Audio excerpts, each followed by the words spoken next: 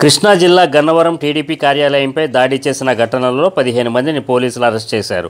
Medical test అనంతరం 15 మందిని గన్నవరంలోని అదనపు జూనియర్ సివిల్ జడ్జి కోర్టుకు హాజరుపరిచారు. ఈ కేసులో ఉన్నవారికి కోర్టు రిమాండ్ విధిస్తారా లేక పూచీకత్తుపై బెయిల్ ఇస్తారా అనేది తెలియాల్సి ఉంది.